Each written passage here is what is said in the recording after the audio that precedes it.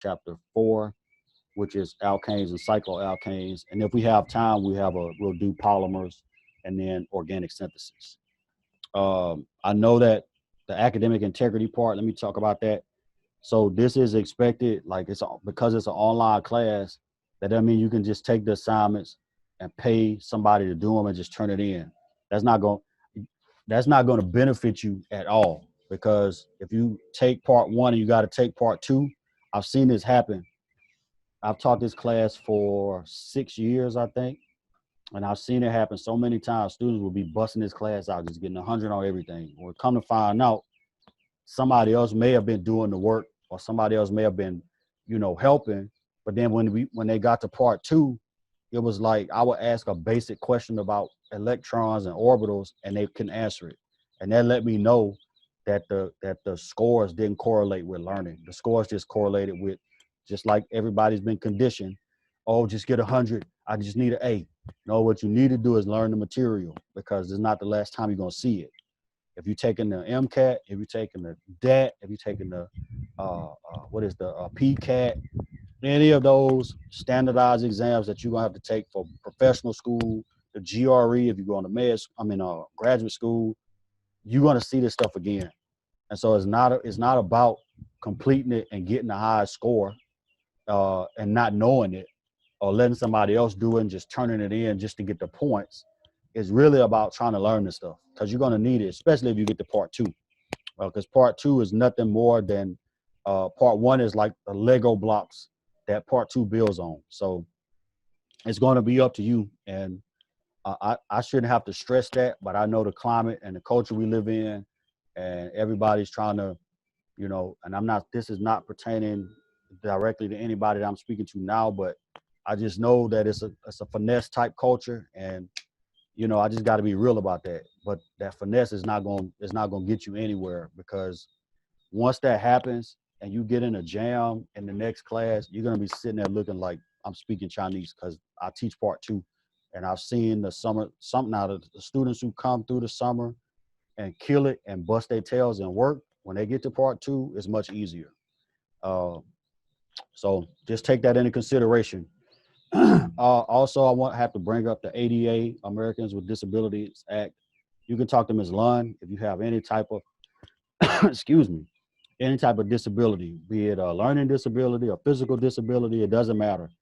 We can make accommodations for that, but you have to file for it. You have to go through the counseling center and actually file for 504 accommodations. All that's confidential.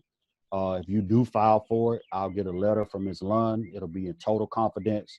There's no stigma associated with any type of disability, because everybody can learn. It's just a matter of putting the information in a way that that person can get it. So we're not worried about that. If you have it, go talk to Ms. Lund, email her, call her, get things set up, and then we'll be more than happy to accommodate. Because I think that, learning is not exclusive, to people with high IQs, or people with that's really smart or whatever. Learning is about how much effort you put in to actually master the material, and having it presented to you in a way that you can actually grasp it, right? So you can know what you're trying to master. So I have to also put this disclaimer in that the instructor reserves the right to make any adjustments in the syllabus and the schedule as necessary. But if I do make any changes or adjustments, you will be notified. I'm not just going to haphazardly do something and then expect you to go back and reread the syllabus. I'll tell you, hey, I changed this date, this time, so on and so forth, so you'll know. And then again, the syllabus is just talking about studying to learn, not to memorize. So if you look at Bloom's taxonomy, you can see that memorization is the lowest part of that pyramid, right? Anybody can memorize, but it's taking that memorization and then moving it to the next level of learning, which is understanding, and then from there to applying and analyzing. Some learning levels you don't get to on the undergraduate level. Sometimes you do, but it's just a matter of understanding that it's not just about trying to it's too much stuff in organic to try to memorize it all. But if you memorize certain concepts, then you're able to take those concepts and apply them to other things that you see that may be related to that concept, but it just might not be the exact same thing. So it's really important to understand that just because you have something memorized or you can regurgitate it, that doesn't necessarily mean that you learned it. It just means that you memorized it. Learning it means once I've memorized a particular thing, like let's say I memorized a periodic table. Well, then how do I apply that to understanding polyatomics? How do I apply it to understanding how to write formulas? How do I apply it to understanding the different trends, right? Electronegativity, electron affinity, uh, elect, uh, um, atomic radius, and things like that. How do I apply it? That's where you have to get to as a student, is to get past just cramming the night before the test and then trying to memorize it really, really quickly and then come back, spit it out, but not ever retaining it so you can't use it again. And when an online class, I promise you, you have to be on your stuff. You really do, because you only have a week to get through all the material and turn in your assignments and take the exam at the end of the week. It's a very, very self-motivated type environment. If you've never taken an online class, I promise you, hopefully it's not a shock to your system, but it's going to be different, especially if you are a didactic learner who has to sit in front of a professor to grab it. Then it's going to be a little bit different for you. But we're going to be here to help you kind of iron out those kinks and help you through it. So don't panic. Just once you hit it and once you see where the weak spots are, say something so we can help you through it. And this is an example of what we call a study cycle. So it's 3 parts to it: previewing, attending, and reviewing, right?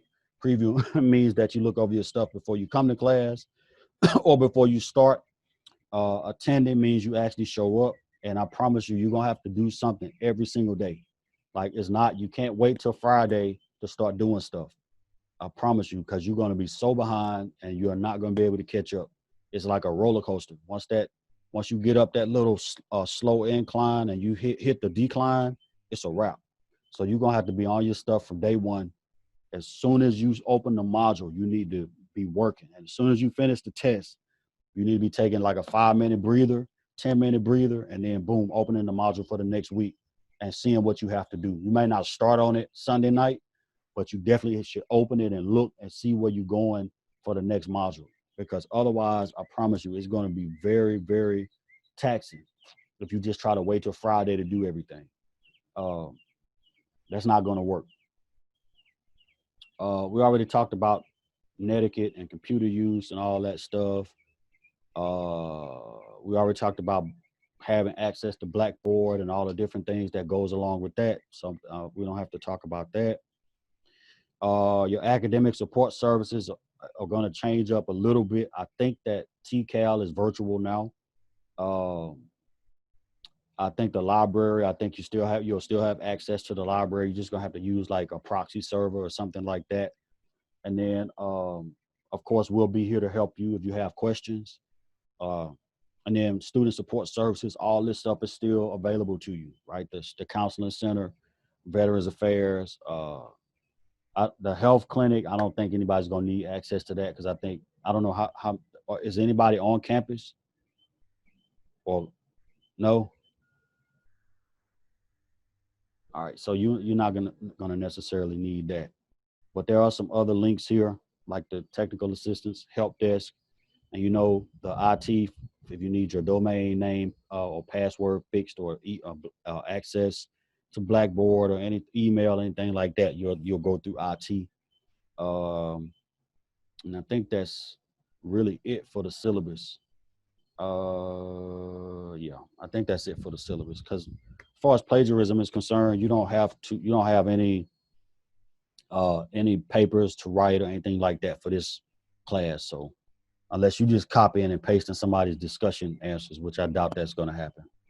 So let's look at these modules and let's kind of walk through one of them, and then everything from that is going to be the same, right? So in week 1, when we open it up, this is the whole class in a nutshell. Every module is set up the exact same way. If you go to week 2, it's gonna have the same stuff in it, just different material. So So you see week 1, chapter 1. You have a summary that tells you everything that's going to be covered in this module. And then you have the objectives right here, along with the sections in the book where those objectives can be found and that you can read to reinforce what you're doing. All right. And then you have a to-do list. Every module has a to-do list. This is what you have. You're going to read chapters 1 and 2, find the specific section numbers, and then read those sections. And then here are the links to each video that you'll have to watch. Right. So there are 6 videos for this section. The discussion board, which is right here, right? It has a question. I think for the first week, it's like introduce yourself. And so you'll open the discussion board and you'll post your introduction and follow the instructions that are in there. And then that's part of your grade. Everything is part of your grade. The pre-assessment is also a part of your grade, but it doesn't weigh very heavily. It's only like a few points for each pre-assessment, but you have to do it.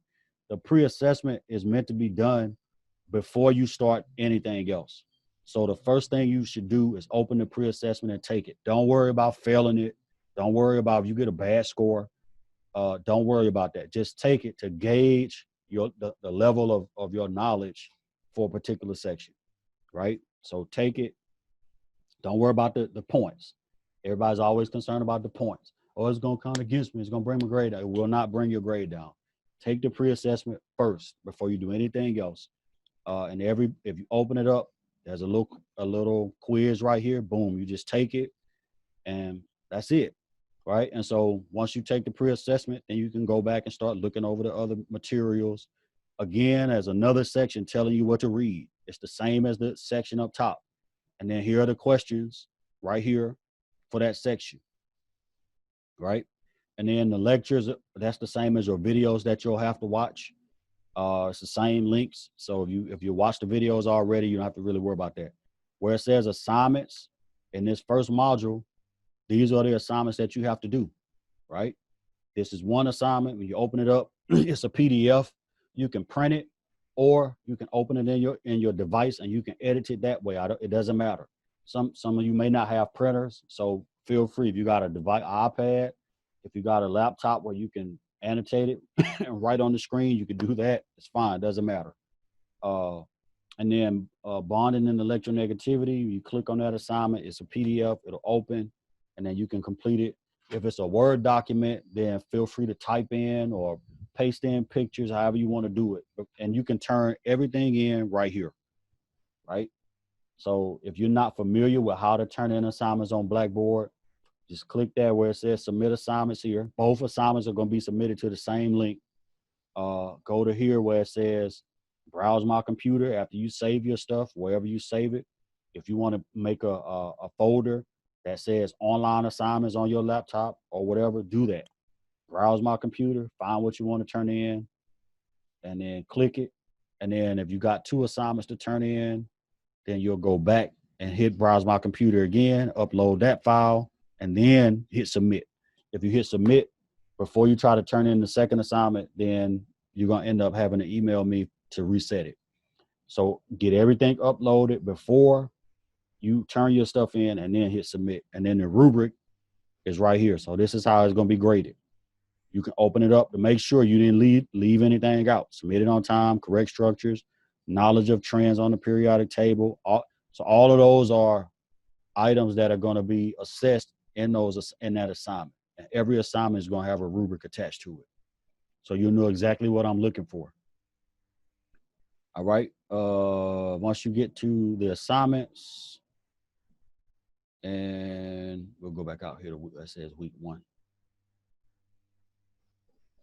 So you have your assignments, and then you have the quizzes. The quizzes are designed for you to take after you watch the YouTube videos. So when you watch those 6 videos, then you can come here, and quiz 1 is going to have questions associated with each video, right? It's that simple. Once you finish the quiz, submit it, you're done. And there's no time on it.